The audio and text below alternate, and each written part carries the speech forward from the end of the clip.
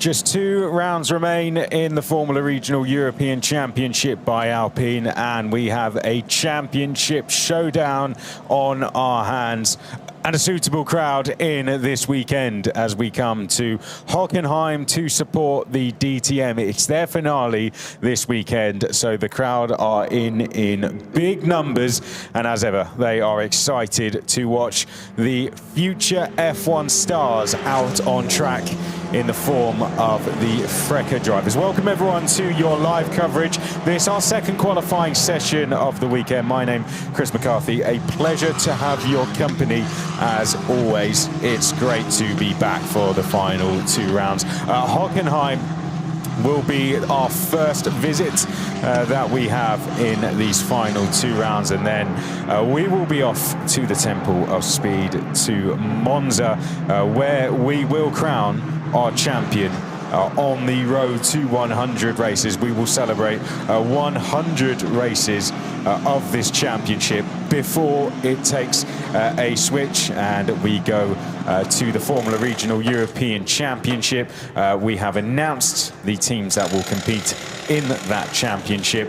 We've got some returning teams in MP Motorsport. We've got new faces in Rodin Motorsport. We'll talk a little bit more about that in the interval, shall we? Let's first focus on this qualifying session and a little bit in what happened yesterday. So qualifying groups we have in this championship. If you're new to it, we split the drivers into 2 groups, Group A and Group B. That is determined by their championship position. All the odd-numbered championship positions go into Group A, so essentially a championship leader, 3rd, 5th, and so on, and then 2nd, 4th, 6th, so on, they go into Group B. It's Group A who had to hit the track first yesterday, so Group B get the turn of hitting the track first today. That is how the qualifying system works. Now, this qualifying session is going to determine the grid for race 1, which will take place later on this afternoon and could be in wet conditions as well. We have rain forecast for around 2 p.m. Here at Hockenheim, and our race will take a couple of hours after that. So we are in dry conditions for now. Whether that will be the case when we go racing later is yet to be seen. In terms of what happened yesterday, Enzo Deligny, he was fastest in his group and as such took pole position overall.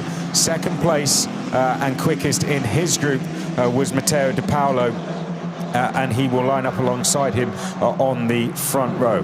3rd place overall was Taito Kato. That was a career best result for him in this championship, a really good performance. And in 4th place we had Evan Gilter, who is a winner here at this circuit, did so last year. 5th place was Freddie Slater. That was a great result for him.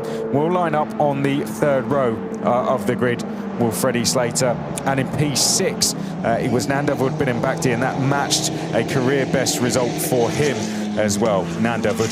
The other main result I think we should touch on was Pedro Claro, as he's one of the championship contenders, and he was down in 12th. Now, we talked about this championship showdown.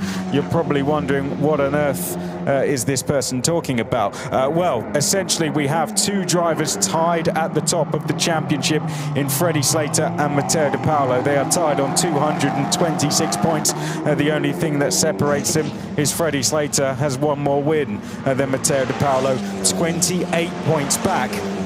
And tied for 3rd place overall is Enzo Deligny and Pedro Claro, and what separates them, yes, you've guessed it, is the fact that Enzo Deligny has more wins than Pedro Claro. So that is the situation in terms of the championship. Where have those drivers qualified yesterday? I'm going to go through this a little bit more in detail as the drivers are currently weaving and going through a build process. Well, yesterday, and this is going to be the grid positions in terms of race 2. Enzo Deligny qualified on pole position. 2nd place, Matteo De Paolo. 5th place was Freddie Slater, and Pedro Claro 12th. So Pedro Claro a little bit of an outlier in this. it was a very good result for Matteo De Paolo in championship terms, getting one over on Freddie Slater. So Freddie Slater will need to fight back, but that was a fantastic result for Deligny, and the pressure very much on Pedro Clero in this session. Okay, let's go through the drivers now. I think we've done enough building, talking, previewing. Let's go through some drivers, shall we? In this session, Hiyu Yamakoshi confirms for Formula 3 next season. Ricky Liu next, and Matteo De Paolo is in the number 8. Nanda Woodward-Mbakti, Ania Frey, welcome back to him. Sakim Al-Maserji, Kasper Stuka back to race with us. And then we've got Edward Borgner in for the first time, the American James Egozi, Nikita Bedrin, Pedro Clero, Dion Gauda, Evan Gilter, Jack Beaton. Those are our 14 runners. 14 more will go in the next group. Looks like we are starting to get some times on the board. I think this will be our first respective laps, and we follow the Japanese driver, Hiyu Yamakoshi, who's put himself on the grid in Formula 3 for next season. He's confirmed to race with Van Amersfoort, along with 4 other current drivers in Freddie Slater, Matteo De Paolo, Enzo Deligny, and Jin Nakamura.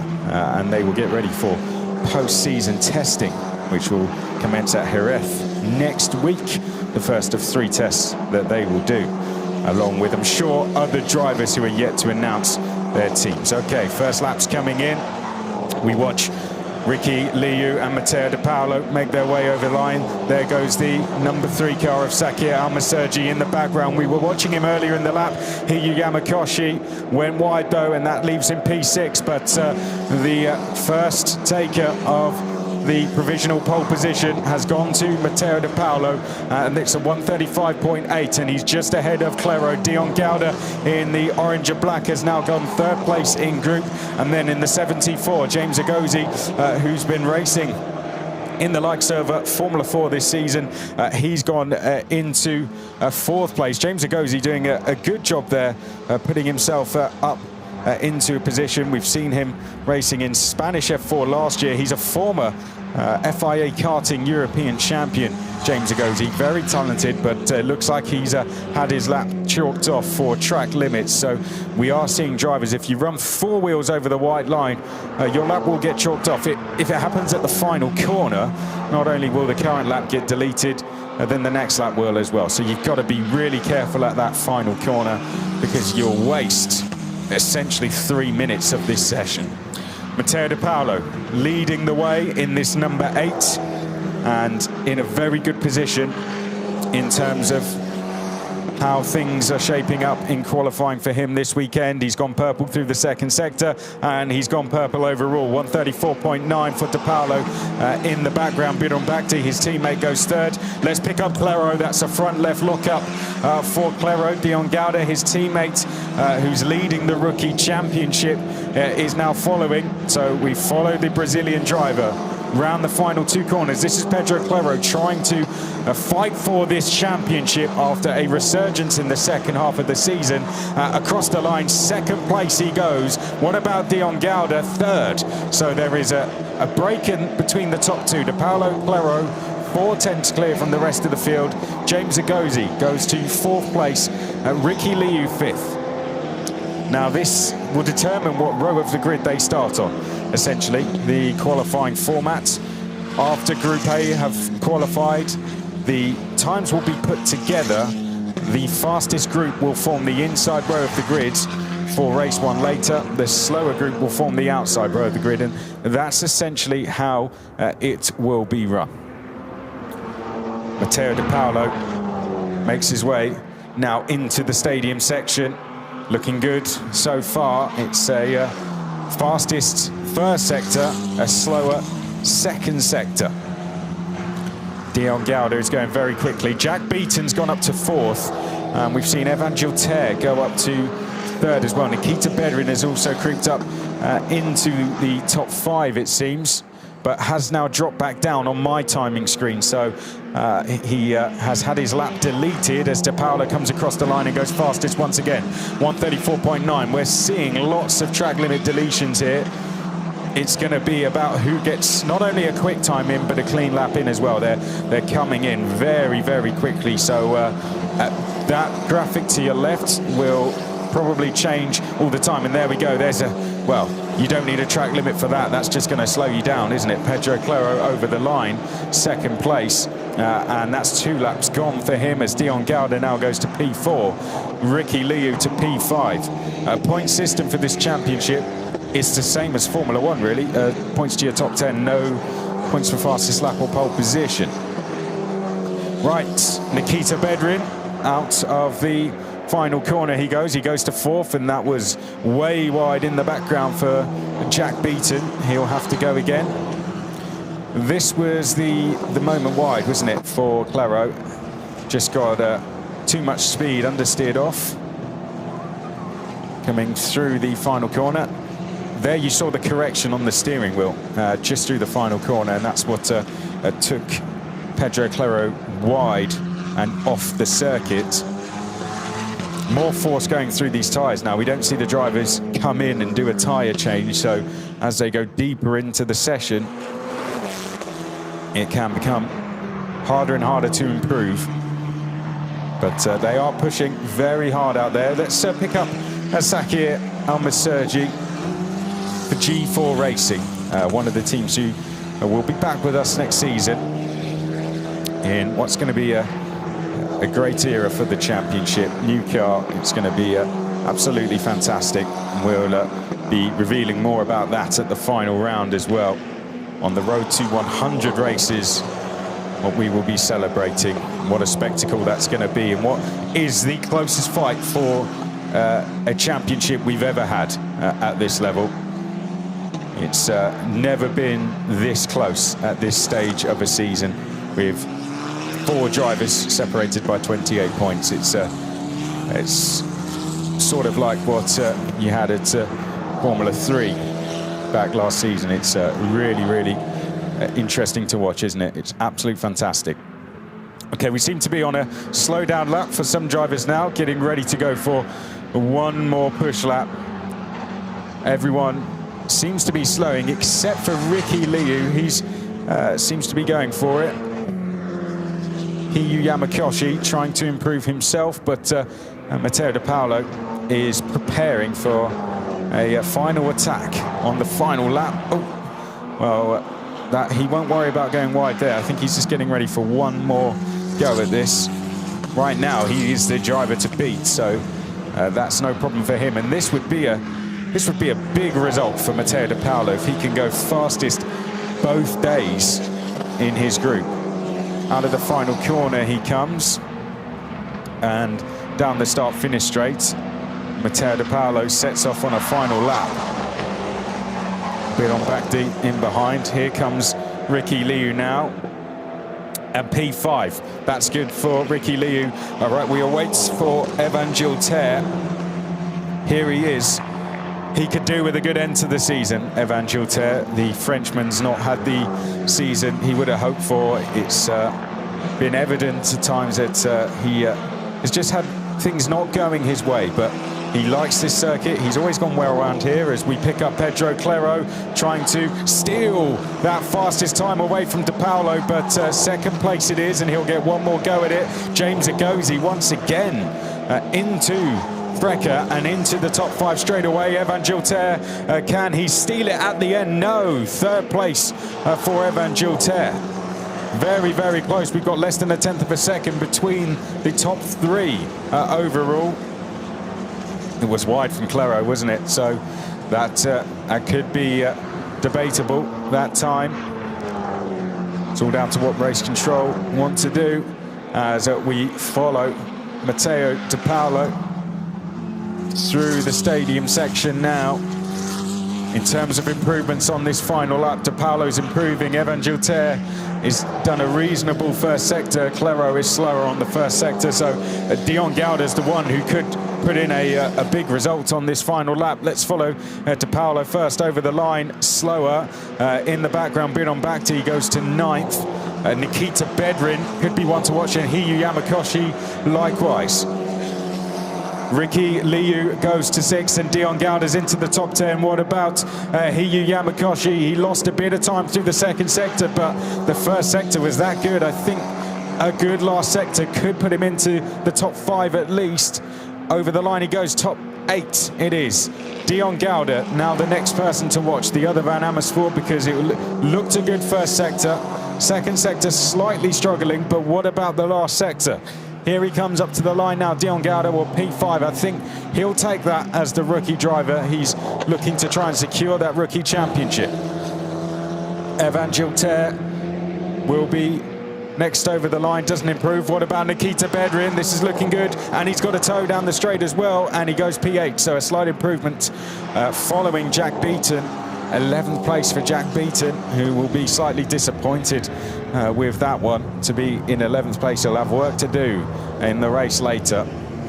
Well, big result there for Matteo De Paolo. Once again, he's fastest by 0.07 of a second ahead of Pedro Claro. Evan Gilter just 0.03 of a second back. That was the gap in the end. It was incredibly close between the top 3. James Agozi, certainly the best performer there, I'd say, given he is new to the championship and entering in a big way. He's going to start on the 4th row later. Dion Gauda will be in the top 10. Ricky Liu 6, Kasper Stuka, a nice return for a former Italian F4 champion there. Then we've got Nikita Bedrin, Hiyu Yamakoshi, Nanda Woodbin Bagdi, Jack Beaton, Sakir Almasergi, and Nia Frey. Good to see him racing back with us, and Edward Borgner next. Half a second between 10 drivers.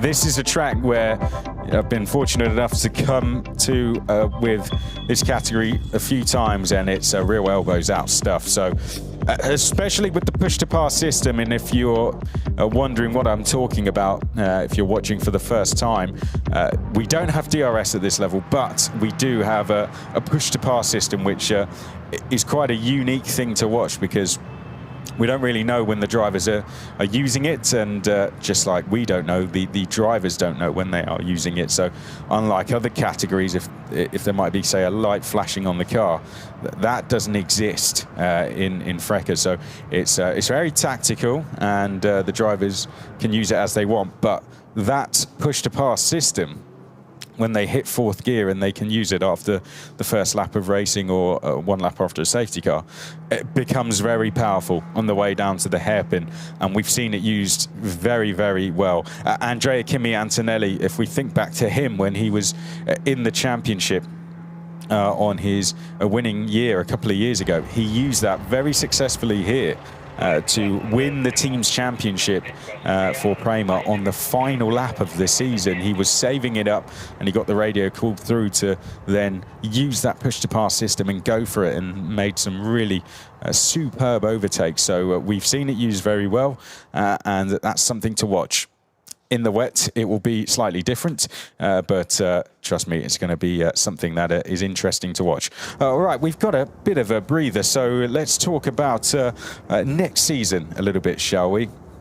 Of course, the 10 teams were announced that are going to be racing in the Formula Regional European Championship, what was once known as the Formula Regional European Championship. We're going to be going back to, again, the Alpine partnership will be coming to an end. It's been a fantastic partnership that we've had.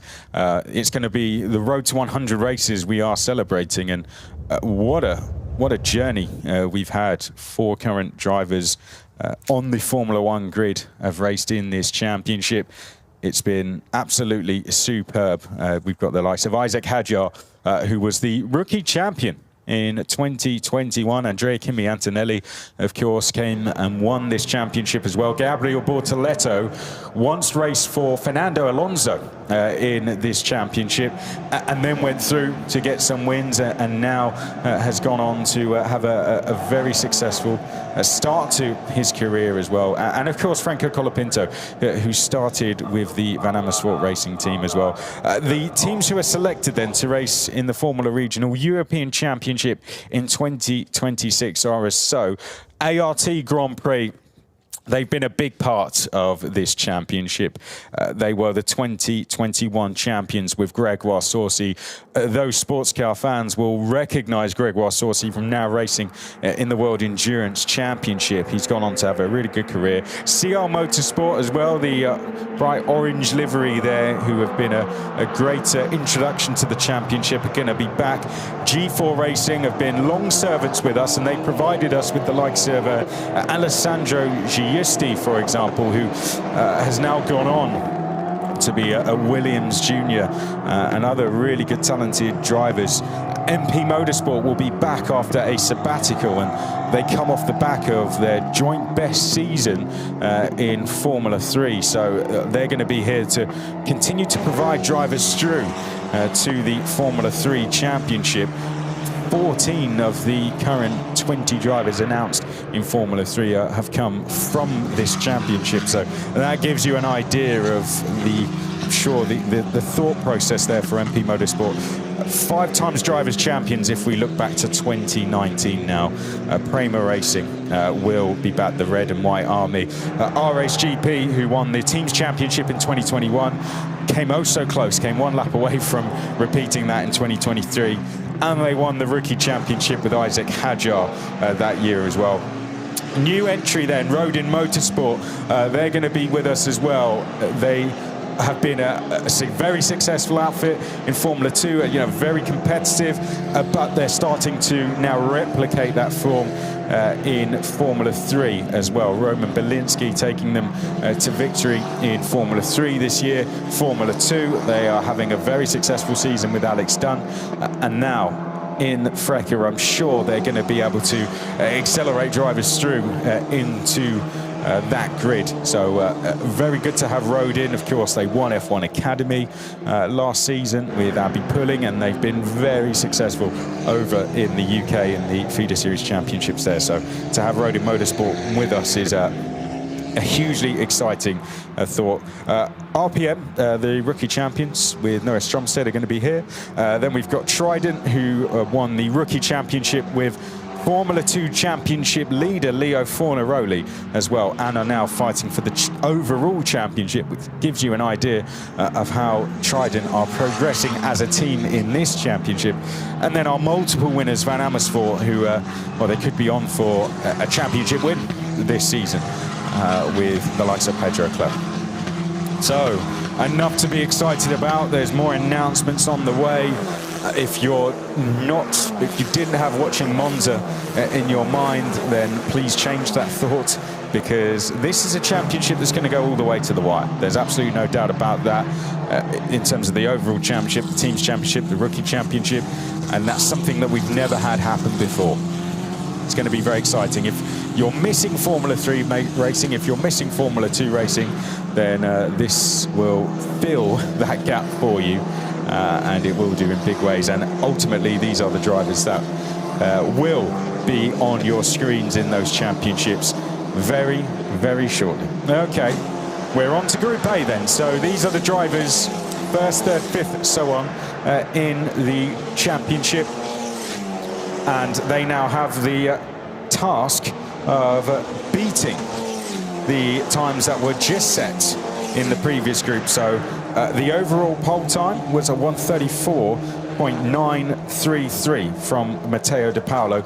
That's essentially the task now of this group. They've got to go and beat that. Let's go through the drivers. Edu Robinson is in the 35 and on the screen now. He's been a growing force, I have to say, in previous rounds. The rookie's been getting better and better.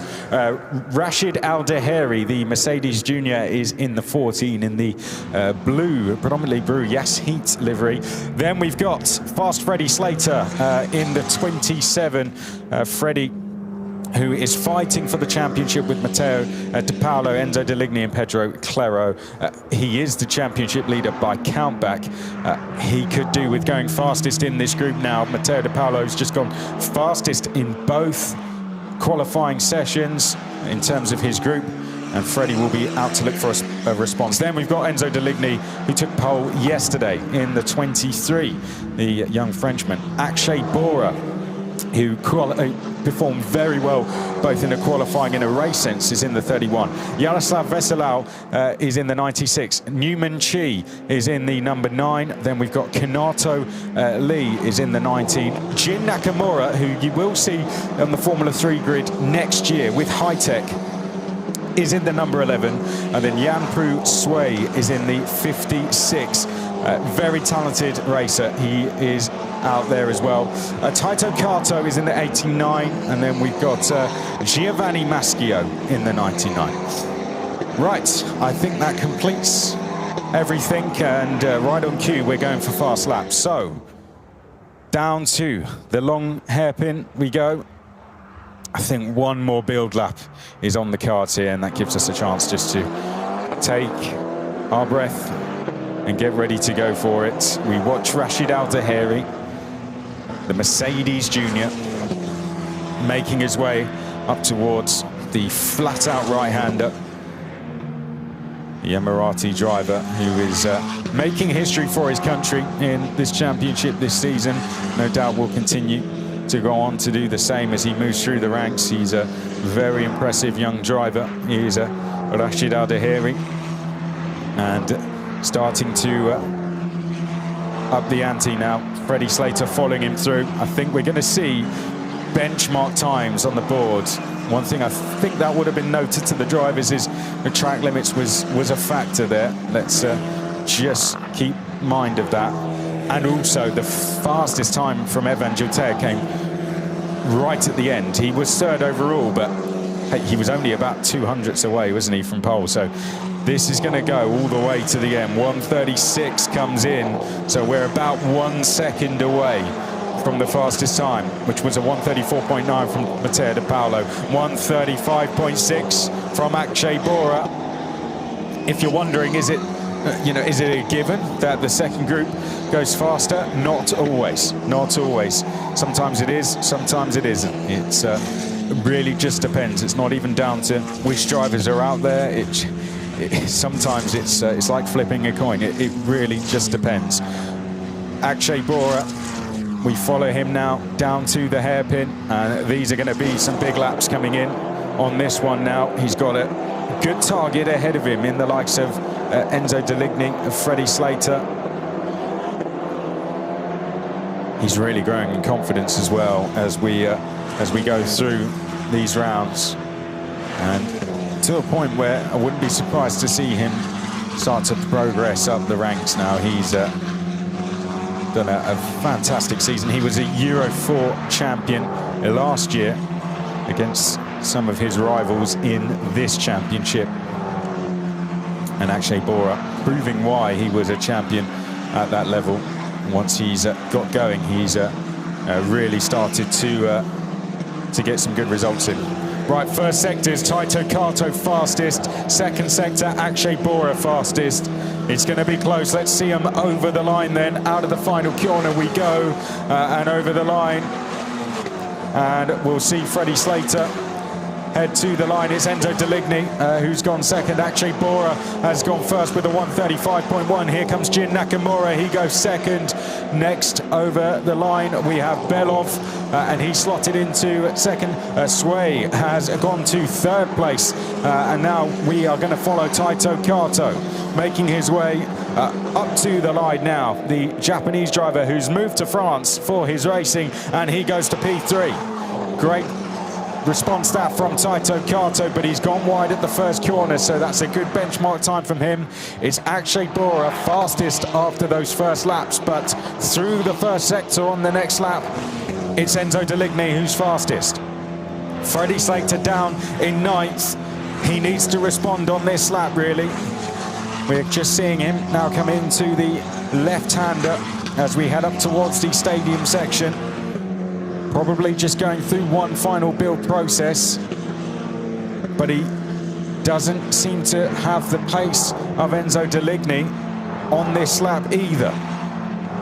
As I say that, he's just gone purple through the second sector, so expect a response from Slater on this lap. Deligny, though, also going very quick. Rashid Al-Daheri's looking good as well, so this is going to be very close. the likes of Bora, Nakamura, they're all very, very close. Oh, and saying that, someone's off at the final corner. Over the line we go. It was Edu Robinson. Slater goes to second. Deligny goes to overall pole position. Bora to second place. So we've beaten the previous group now. This is the fight for pole position later. Deligny has taken pole position. Bora has taken a second. Slater in third. Nakamura has gone to fourth place, and then Al-Dahiri in fifth, and then it's Kato, Lee. Yampu Sway is in eighth place, then it's Maschio, Belov, Robinson, Chi, Veselau is next. And what happened at the final corner? This is going to be Edu Robinson, who's gone too wide. Pretty much similar to Pedro Claro. I mean, slightly more exaggerated. Claro got on before that that advertising board. But yeah, that is very similar. Just a snap of oversteer, which shoots the car off into the grass. Okay, this is the point where we take a breather and gives us a chance to see where we are. Right now, Enzo Deligny is on for two pole positions. He does have a grid drop to serve this weekend, a four-place grid drop. So that's something that he will have to serve. It's a carryover from the previous round, and as I understand it, he'll serve that in the first race. But this would be a superb result for him to get two pole positions overall. Akshay Bora second, Slater third, Jin Nakamura fourth, and Rashid Al-Dahiri fifth. There's a few drivers who have some carryover penalties to serve. But otherwise, the main one really is hanging over Enzo Deligny, who has a grid drop to serve from the previous round. So really, a first place for him would be a big, big result. Right, let's follow them down to the hairpin. We're seeing Rashid Al-Dahiri, looks to be the one leading the way ahead of teammate Freddie Slater, who's had a subtle look up in the background. Just veering off the corner there was Deligny. Great pictures watching Akshay Bora, and that looks super smooth, didn't it? Fastest through the first sector is Jin Nakamura. It's not quite at the pace that we had last time, but it's his personal best. 20.6. Deligny, though, has done a 20.5. He's not beating his own time, but he's only about half a tenth off. Second sector's coming in, just monitoring if anyone is going quicker. Jin Nakamura again. Right, the Japanese driver is the one to watch on this lap. He's fourth now, but that could change with the times that are coming in. He could demote Slater from third here. Round the final corner, up to the line we go. Slater is across the line. Watch for Jin Nakamura. He's about to hit the line any second now. He's going to be in the background. Here he is. There comes the 11 car. What does he do over the line? Jin Nakamura, fourth. So doesn't quite do it. He had a slower final sector. In fact, he had quite a slow final sector, so must have made a mistake somewhere. He lost 2 seconds. I wonder if he backed off to go for another lap. This is it. This is the final lap, and Enzo Deligny's gone purple. Where's he finding this pace from? In the first sector, 20.4. He's 2 tenths clear of anyone through the first sector alone. Bora and Slater matching each other through the first sector. And they're 2 tenths behind Enzo Deligny, who's got it absolutely nailed. Through the second sector, and Bora and Slater now have that deficit to climb, and that's Deligny. That's Deligny off, so the gap has now been opened for Slater and Bora to close in on him. Slater is not improving through the second sector, nor is Akshay Bora, so Deligny might get away with that mistake. Rashid Al-Dahiri is doing a personal best time. It doesn't look like one that will challenge Enzo Deligny, but it could get him into those top 5 places in what would be the top 10 overall. Here he comes up to the line now. No, it's P7. Freddie Slater stays P3, 2/10 back. Here comes Akshay Bora. What can he do? Up to the line, stays second. Deligny won't improve. He's coming, this is Jin Nakamura, sorry. What does he do up to the line now? P4. Well, there we go. So that's a good time from him. Belov is down in 10th. And then we have Sway there in 8th place. There goes the number 9 of Chi. Taito Kato remains 5th. The 19 of Kanato Lee remains P6. And that looks to be that. Well, Enzo Deligny is going to take overall pole position in both races. What a performance from the young Frenchman. In terms of the championship leaders then, let's take a note of where they ended up in a qualifying sense, because like I said, if you have just tuned in or arrived around, we've got a tie at the top of the championship standings in this championship with 2 rounds to go. 4 races between Freddie Slater and Matteo De Paolo, tied on points.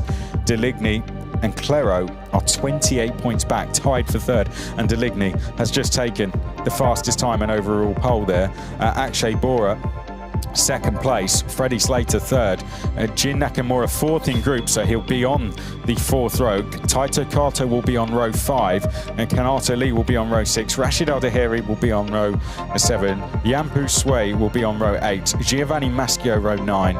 Michael Belov row 10. Edu Robinson row 11. And then we have Newman Chi, who will be on row 12. Yaroslav Veselau row 13, and Tim Gerhards did not start the session, so one to be looked into. But very interesting stuff. We will be back for the race a little bit later on this afternoon, and it could be in the wet conditions. Make sure you join us for the race from 4:30 local time. For now, it is goodbye.